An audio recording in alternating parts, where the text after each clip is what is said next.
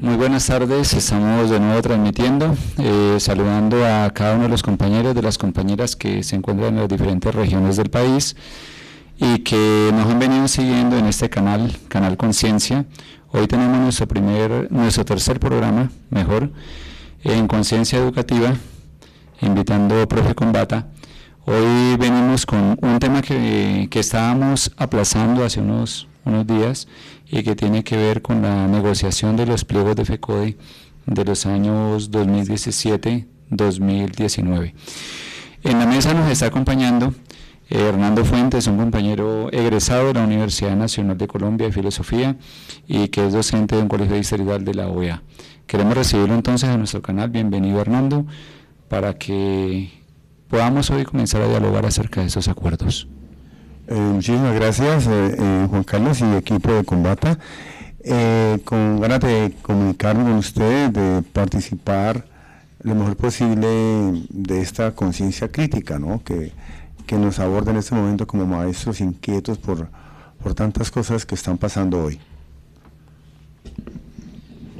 Bueno, para entrar en materia, habíamos estado dialogando de la necesidad que hay de que el canal Conciencia se nutra. No solamente tenemos conciencia educativa, sino también conciencia política y conciencia también de género, conciencia de las luchas de la mujer, conciencia de la igualdad también. Entonces, qué mejor que saludar a nuestros dos compañeros, cada uno de nuestros también coordinadores de los otros programas como Conciencia Política y Conciencia Femenina. Así que buenas tardes para Angie y buenas tardes para Milton. Buenas tardes a todos, muchas gracias por compartir estos espacios. Muy buenas tardes a toda la audiencia, esperamos que disfruten del programa de hoy. Estaremos, como bien lo señaló Juan Carlos, trabajando el tema de las negociaciones de FECODE, un tema muy importante para tanto los trabajadores del magisterio como para toda la población nacional. Entonces, bienvenidos y bienvenidas. Okay. Bien, podríamos iniciar diciendo que ahora dialogamos por fuera de micrófonos con Hernando, que realmente cuando vamos a hablar de los pliegos de negociaciones entre FECODE, Ministerio, y casi que a nivel nacional pasa lo mismo, tenemos que comenzar a dialogar acerca de que un pliego se pacta y casi que un pliego viene a ser el eco del pliego anterior, es decir, que un pliego se constituye para exigir el que anteriormente no se cumplió, así como podemos seguramente ir a la historia y nos daremos cuenta que esto es cierto, que los pliegos de 2015 se reafirmaron en el 2017, el de 2017 en el 2019. No sé, Hernando, ¿qué piensas sobre esta primera hipótesis? Si tiene asidero para comenzar el diálogo. Sí, yo comparto en ese sentido la inquietud de Juan Carlos con otros argumentos, en el sentido de que, por ejemplo, todas las negociaciones, los pliegos de peticiones desde el 2015 para acá, por ejemplo, hasta el 2019, no ha variado sustancialmente en lo que tiene que ver con los temas de jornada única, con los temas de salud, con los temas de nivelación salarial. Realmente, y se debe en gran parte a que el gobierno, podemos decir tanto este como el anterior, se burla de los maestros, se burla de los negociadores y no cumple absolutamente, lo negociado. Cosa que también sucede con el sector campesino, con los camioneros, con el sector judicial, e igualmente otros sectores que luchan, por un mejor estar de nuestra población. Y lo que se trata de cumplir, de todas maneras, no neguemos algunas cosas, por ejemplo, la parte económica, la nivelación salarial, de pronto se han logrado unos puntos muy pequeños, muy importantes. Lamentablemente, esos puntos pequeños e importantes hacen un terrible contraste con los salarios recientemente elevados de los congresistas. Entonces veo que en esa parte hay una terrible desigualdad social, hay un malestar que los maestros más que nadie estamos llamados a poner sobre la mesa y a generar todo un movimiento crítico y social en las calles sobre esto. ¿Qué tan ¿qué tanto, digamos, afecta la vida de los docentes las negociaciones que ha logrado FECODE? ¿Qué tanto, digamos, se ve reflejado esto en su bienestar? ¿Qué tanto en realidad ha servido para decir que está avanzando el magisterio a nivel nacional? Yo diría que realmente han ocurrido altibajos, ¿no? Porque el maestro, en su nobleza y en su sencillez y en su necesidad, pues aplaude y digamos recibe con cierto beneficio el tema, por ejemplo, de la nivelación salarial, y el tema también de salud, donde se busca de todas maneras en tanta negociación que mejore este servicio. Sin embargo, no pasan 3 o 4 meses de la negociación ya realizada, con o sin paro, y nuevamente ocurre que se mejora el servicio médico, nuevamente ocurre que pronto el gobierno deja de financiar, digamos, el FOMAC, el Fondo de Prestaciones de los Maestros, y otra vez volvemos a ahora qué hacemos si nos incumplieron, ahora qué hacemos si nos desfinanciaron. Nos estamos en una especie de altibajos, realmente nunca hemos estado anímicamente estables, ni correspondidos, ni tenidos en cuenta por el gobierno finalmente. Sí. Habría que agregar que sí está bien que el gobierno es muy hábil en ir a las mesas de negociación y ganar tiempo. Cuando se firman los acuerdos, lo que realmente el Estado, lo que está buscando, el Estado a través del gobierno, lo que está buscando es ganar tiempo para crear nuevas normas, seguir presionando al magisterio, seguir desmejorando la calidad de vida nuestra, seguir también presionándonos con la mala salud, con la mala dotación escolar. Y este juego también es parte también de culpa. Podemos decir que la dirigencia que hay en FECODE y las dirigencias sindicales también, a sabiendas que eso se presenta y que constantemente los pliegos se convierten en un hazmerreír, le juegan a esto y se vuelven instrumentales para los gobiernos de turno. De ahí que algunos hemos venido planteando, al menos en Profe Combata lo hemos venido diciendo ampliamente, que pareciera que hubiese un acuerdo tácito inclusive entre FECODE y el gobierno nacional. ¿Debido a qué? En el paro de 2017, creo que Hernando lo recuerda, 37 días de paro. Y cuando teníamos el paro más crecido, más voluminoso, de un momento a otro el paro se acaba. Y negociamos unos puntos muy débiles que ahora estamos viendo. Se dice que en el 2019 el principal punto que se logra es que se haga una reforma constitucional al sistema general de participación para que haya suficiente dinero para la educación de aquí a futuro. Pero no es cierto, apenas se está comenzando a dialogar esa reforma, posible reforma constitucional. Es decir, que el estado de debilidad sigue latente, que no estamos ganando, como ahora ciertamente Milton preguntaba, ¿qué estamos ganando realmente? Y lo que estamos ganando es muy poco. En otra reflexión, el incremento salarial que se nos dio, o que ganamos en las luchas, 12% y 5% que se pactó en este último pliego, la misma inflación se lo va a devorar, porque nos lo van a pagar a cuentagotas. En un año que nos den un 1%, un 2%, eso no se va a ver realmente. Entonces, ahí hay alguna de las comprobaciones y de una vez entrando al pliego, ¿no? De una vez, a lo cual también podemos comenzar a disgregar el pliego de 2017 y después disgregamos el de 2019. Sí, me gustaría que de pronto pudiéramos colocar en perspectiva el tema del salario, porque digamos que el tema de la discusión ha estado en torno a la jornada laboral. Uh-huh. De pronto la gente a estas alturas se le ha olvidado cómo fue que se construyó todo el sistema educativo nacional. Y también se nos olvida que en muchas ocasiones el magisterio peleó por lograr ampliar la planta docente y lograr que se lograran mejoras en la cobertura real. Para esas mejoras en la cobertura real se dividieron las jornadas. Lo que pasa es que ya la gente no recuerda eso. Correcto. Se dividió la jornada mañana, la jornada tarde, la jornada noche. Y ahí digamos que se justificaba en parte un salario bajo para lograr mayor cobertura. Y los docentes hicieron ese sacrificio en ese momento, con también la posibilidad de buscar otro segundo trabajo en ese medio tiempo y con un esfuerzo grande en términos de su propio ingreso y su propio bienestar. Esa parte yo creo que todavía no se ha debatido suficiente por digamos, los actores del sistema.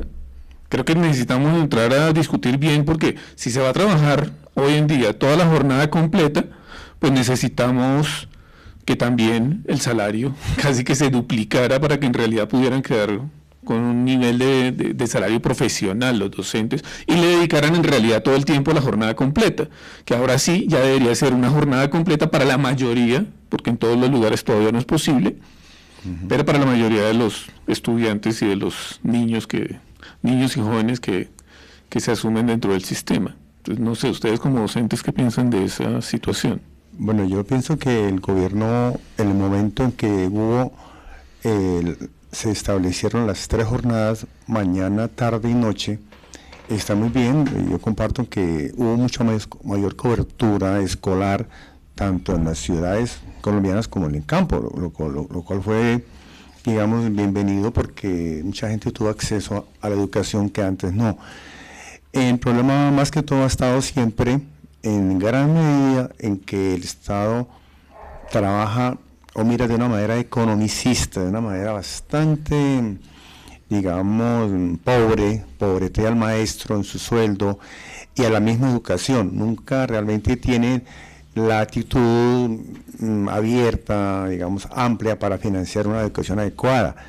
En ese sentido no se trata de recortar jornadas, como ya se quitó la jornada nocturna, y ahora pues se pretende quitar también la jornada de la tarde. Eso es lo que el gobierno entiende en la práctica y no en la teoría. La teoría es muy bonita sobre la jornada única y la calidad de la educación. Lo que pretende es quitar recursos, porque la calidad tampoco se mide en términos de horas de trabajo de los estudiantes. No niego que hemos recurrido muchas veces al ejemplo de Finlandia, donde hay pocas horas de estudio, donde además no se dejan tareas a los estudiantes, se trabaja totalmente en la clase, y estos estudiantes tienen el mejor promedio, no solo en estándares internacionales, sino que también los profesores ganan esos mismos estándares, un parte de su fruto de trabajo, y devengan muy bien, devengan 10 veces, por decir algo, 5 veces más lo que ganan los maestros colombianos.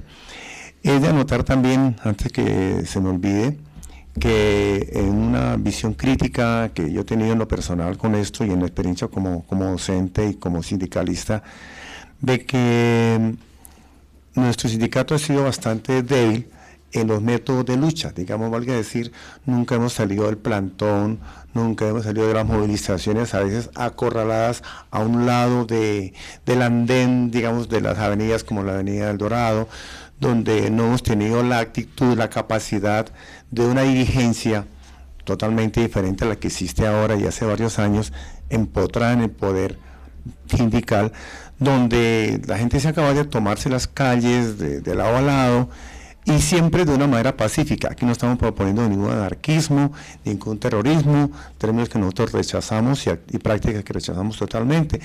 Entonces esa debilidad ya no la pilló el gobierno, digámoslo de esa manera.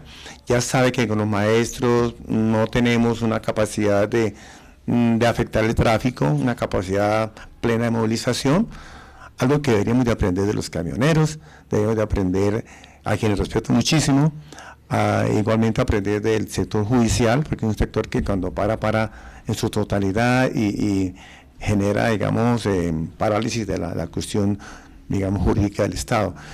Entonces, y también otro de los aspectos que nos tiene frenados, además de lo anterior, es que pretendemos que a través del Congreso, un Congreso tan cuestionado, si estuvo cuestionado el Congreso anterior, mucho más donde pretendemos que a través del Congreso se genere una mejor financiación del sistema general de participaciones. Por Dios, es imposible con una mayoría de extrema derecha que haya pretender pensar en los maestros.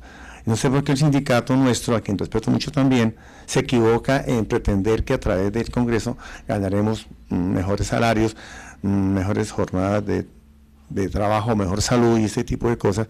Realmente no, tiene que ser en la movilización y en el debate crítico pues que tenemos frente a eso. De esa manera no estamos totalmente anquilosados de hace muchos años. Eso es lo que creo al respecto.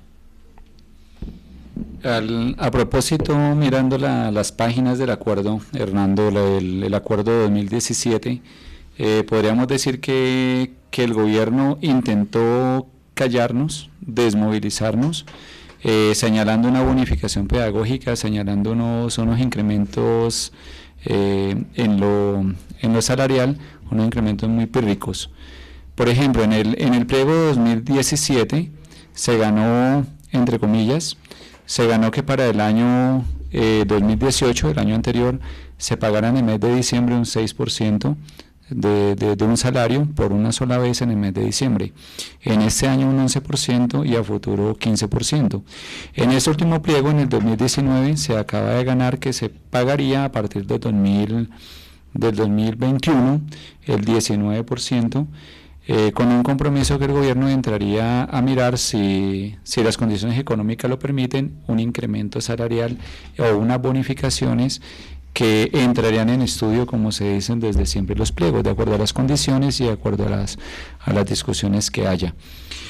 Podemos nosotros lanzar otra hipótesis, y es que si el volumen de nuestra movilización, si la forma como nosotros presionamos, que ha sido tradicionalmente fuerte, y FECODE es la organización sindical más fuerte que tiene el país, si no aprovechamos esa fuerza de movilización y no somos capaces de exigir con claridad al gobierno y mostrar nuestra contundencia, pues no vamos a lograr ni siquiera poder disfrutar de estas nivelaciones tan pírricas, y a futuro pues se plantea que, por ejemplo, en el semestre que venga, en el semestre iniciando año de 2020, seguramente tendremos que volver a salir a un paro para exigir que se cumpla el pliego de 2019, es lo más probable.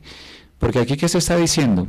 Se está diciendo que se van a conformar una vez más comisiones de alto nivel, ya se decía hace 2 años lo mismo, comisiones para pensar la reforma constitucional. Aquí se decía comisiones para pensar cómo se puede financiar mejor la educación, de la comisión, y ahí puede haber una buena respuesta a Milton, que nos puede dejar en una situación de además de vergüenza, diría yo, de vergüenza nacional, porque si el sindicato más grande del país no puede ganar los pliegos, si el sindicato que puede hacerse sentir en todos los rincones del país, y tenemos una fuerza en la cual el gobierno no nos toma en serio, ni siquiera con el salario de enganche.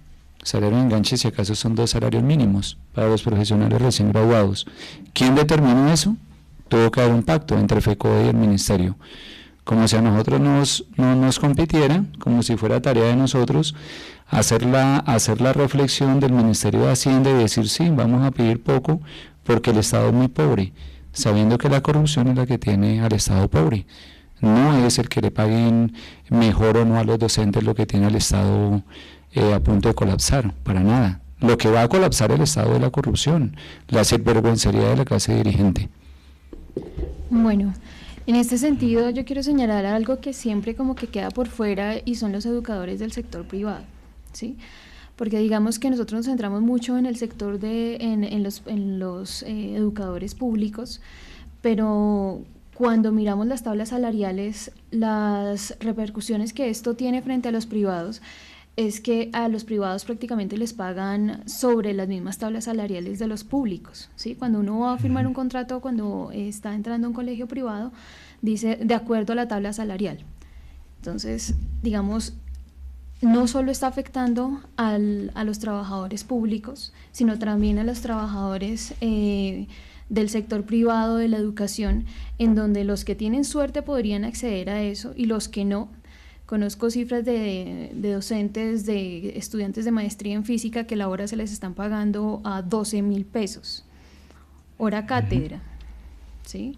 Entonces, digamos que esto y lo que aportaba Milton, históricamente nos decía las razones por las que se dividieron las jornadas, pues también es muy necesario mirar como toda esta confluencia de externalidades que traen estos acuerdos frente a toda la educación en Colombia, ¿sí? Porque pasan generaciones completas de maestros esperando un cupo, poder acceder incluso a tener una representación dentro de un sindicato que no representa, y también ante una sociedad que tampoco les tiene en cuenta, tampoco pueden, o sea, los sindicatos de colegios privados son muy precarios y muy poco eficientes frente a la efectividad de la lucha por sus derechos. Entonces es bastante importante en ese sentido.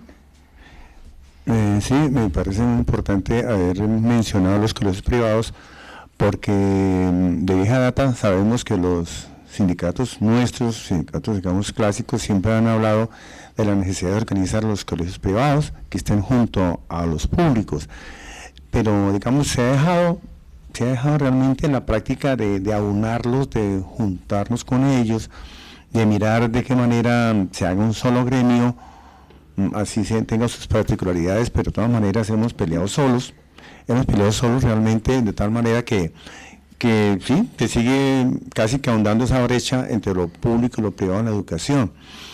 De otra parte también, el Estado ha aprovechado para tomar el método, digamos, y el ejercicio privado e imponerlo a lo público. Cuando uno conoce muchos compañeros y compañeras docentes privadas, en el sentido de los colegios privados, en el sentido de que ellos les aumentan esa jornada de trabajo, tienen que trabajar los sábados, inclusive los domingos, comprometerlos cuando es tiempo para la familia, y el salario no solamente no se justifica, sino que además no les garantiza ninguna estabilidad. Entonces definitivamente tenemos que ir de la mano con los colegios privados, como nuestros hermanos, como lo que somos, como maestros, como docentes.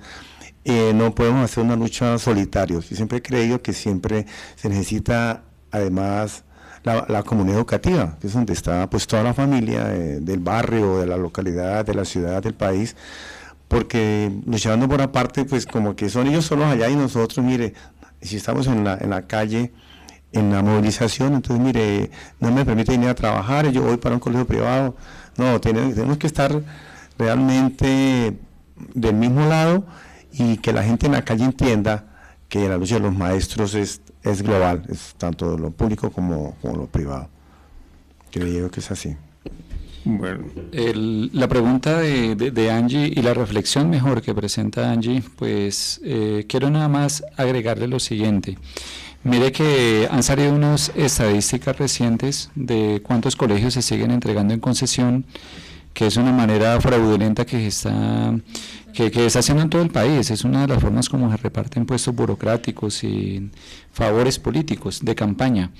En el nuevo gobierno de Peñalosa, en su parte 2, Peñalosa, ha logrado que se aumente el número de colegios en concesión en el distrito al menos. Eso lo podemos ver también en el país, porque si aquí hemos tenido capacidad de resistencia y de salir a divulgar lo que está pasando con la situación laboral también de los profesores de los colegios de concesión y de las artimañas que ellos se valen para presentar unos colegios supuestamente de alto rendimiento académico, sabiendo que tienen veto para recibir estudiantes, que hacen pruebas, que expulsan jóvenes que de otra manera no podrían estudiar. Nosotros en los colegios públicos no expulsamos a nadie, ni por condición de precariedad económica, ni por dificultades de consumo, por abandono familiar, pero en esos colegios sí existe ese veto. Y la gente contradictoriamente termina apoyándolos. Bueno, en la parte laboral, está prohibido en los colegios en concesión que los profesores se asocien, está prohibido que los profesores se movilicen, está prohibido que ellos denuncien toda la cantidad de abusos que cometen sobre ellos.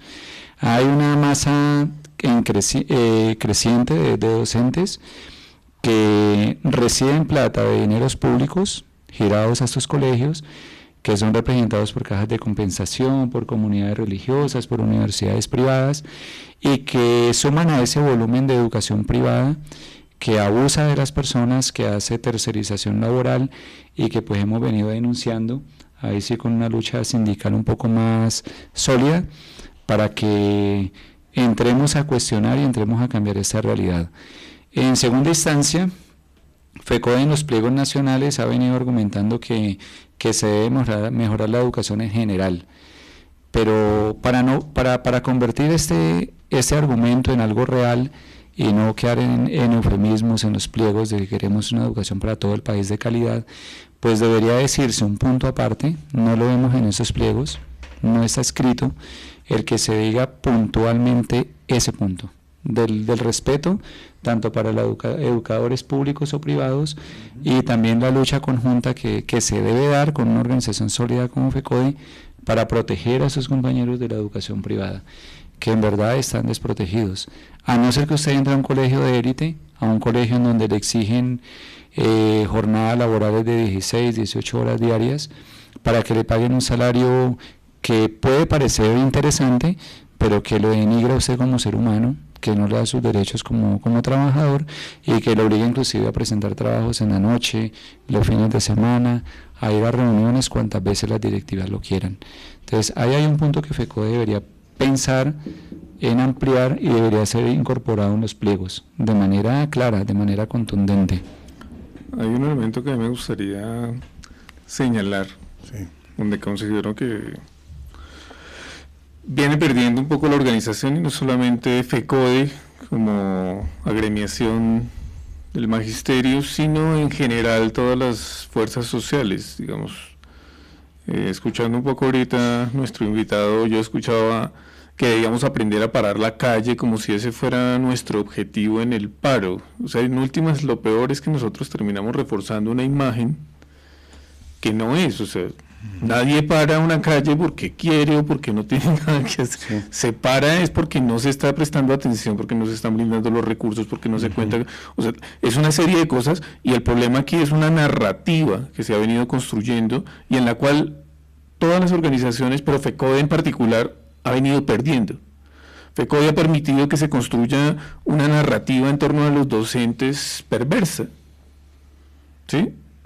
Miren, por ejemplo, esa historia de cómo los docentes hicieron un esfuerzo, sacrificaron salario, iban a ninguna parte, a las partes donde ningún otro funcionario iba, ni el ejército. Y esa narrativa no aparece en la historia del magisterio. Nos hemos dejado quitar la narración. ¿Cómo nos narramos nosotros mismos? No, nosotros no vamos a las calles porque nos guste ir a la 26. Vamos a las calles porque tenemos la necesidad de ser escuchados, y estos medios de comunicación nos silencian, y nos silencian también porque la gente no quiere apagar el televisor, porque todavía no hemos hecho el suficiente trabajo para construir medios alternativos para poder comunicarnos eficientemente, para poder transmitir nuestras ideas de una manera mucho más clara, e incluso organizarnos de mejor manera en la pelea. Hay formas que ya en este momento, incluso en Francia, está claro que el paro no sirve, y por eso incluso cada 8 días están allá reuniéndose en cada esquina, reuniéndose en cada pueblo, reuniéndose en cada lugar, precisamente. Y que las centrales sindicales fallaron. Exacto, y entonces nosotros todavía no nos hemos dado cuenta del fracaso que hemos tenido en nuestro modelo comunicativo. Y estoy diciendo, para que lo asumamos un poco de manera autocrítica y podamos de aquí a mañana mejorar en ese aspecto. Entonces, me gustaría cerrar ahí la reflexión, Sí. para mirar el tema, porque en la negociación yo sí creo que se han ganado cosas, pero también se ha perdido mucho en cuanto a imagen y en cuanto a posicionamiento del gremio. Sí, bueno, muy bien. Toda reflexión es válida, y toda crítica, autocrítica sigue siendo mucho más válida todavía. Considero que nosotros hemos perdido realmente, es que no hemos tenido los espacios de comunicación que en este momento no nos da la misma organización sindical. Nosotros no tenemos espacio en casos, por ejemplo, como cuando vamos a la misma movilización, ya está determinado quiénes son las personas que toman la palabra.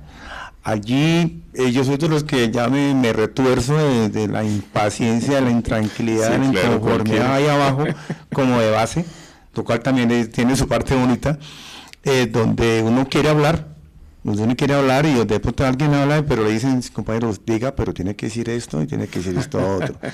Es una manera tenaz, no hay ninguna democracia, y nos falta berraquera a los maestros comunes y silvestres, a los maestros de base, pues profesionales y todo, donde simplemente nos paremos allí y tomamos la palabra, si no la tenemos que tomar.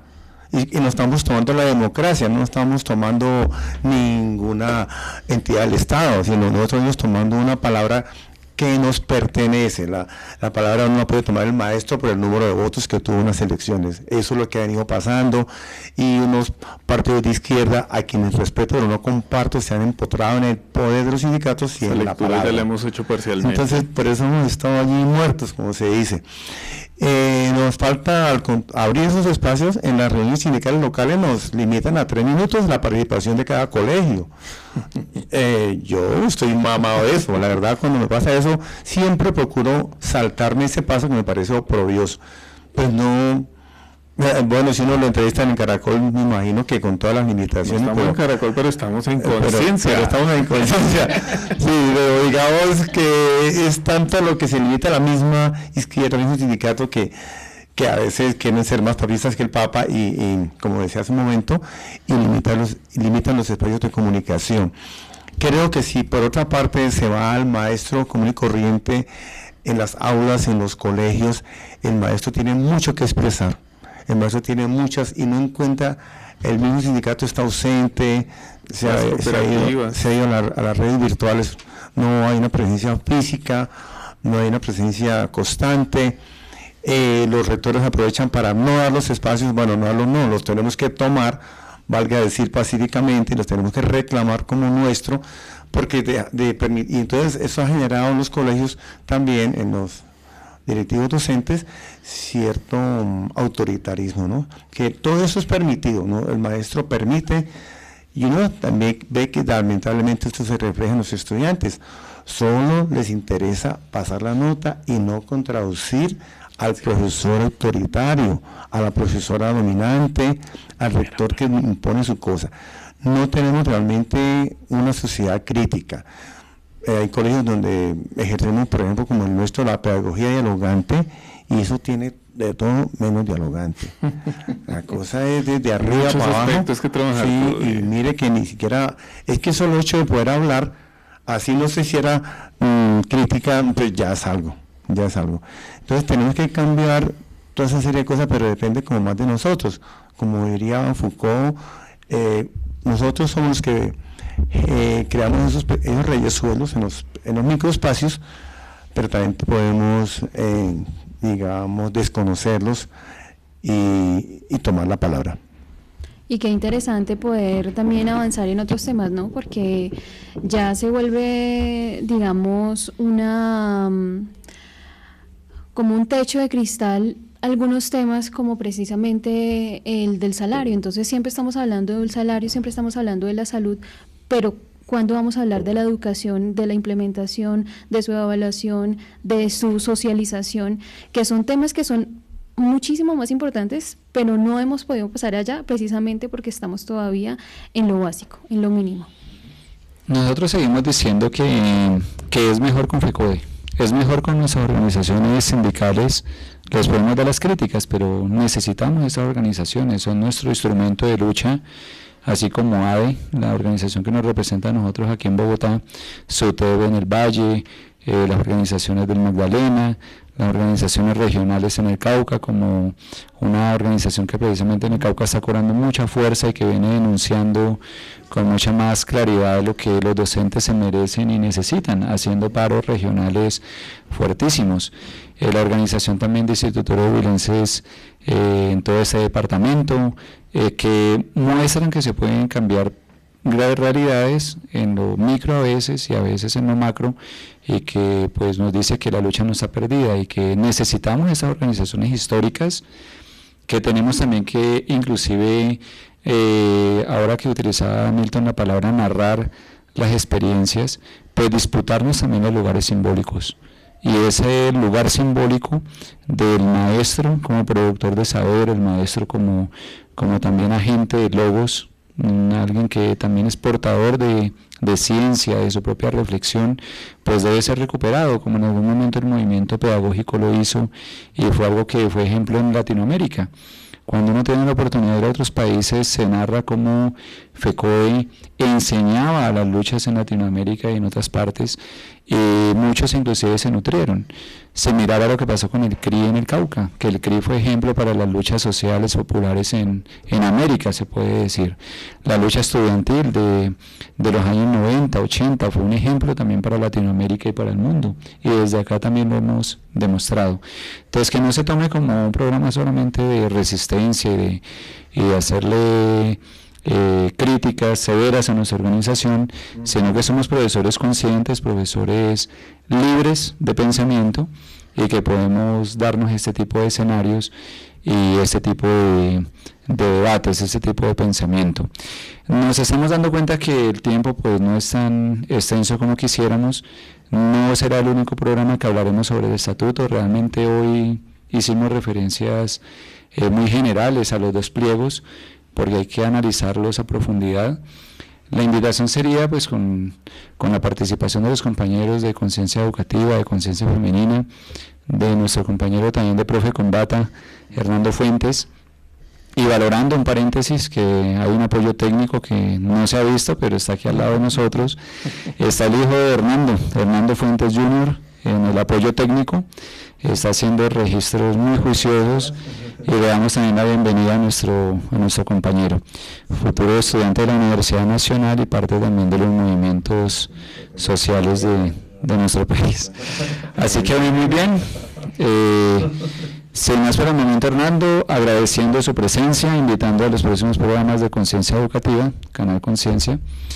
Agradecemos muchísimo su asistencia y bueno, pues una buena despedida, invitando obviamente a lo que viene de aquí en adelante, y diciéndole a Hernando que no se aleje de este espacio, que por el contrario nos ayuda a nutrirlo. Bienvenido, y a seguir pensando y construyendo movimiento social y conciencia educativa también. Bueno, muchísimas gracias de verdad por esta invitación, por este momento, por este espacio, que valga decir, como lo decía Federico Nietzsche, soy un convencido de la filosofía. No soy un hombre, soy un campo de batalla, realmente, y qué mejor que estar entre los maestros. De verdad que, y el uno sin el otro no puede ser, como en alguna película que vi que se llamaba Solo una noche, donde una persona que se dio cuenta cuál era su pareja ideal a última hora, coincidía con la situación de unos zapatos que se habían perdido allí, donde definitivamente el uno no puede ser sin el otro. Muchísimas gracias, de verdad, de toda mente y corazón.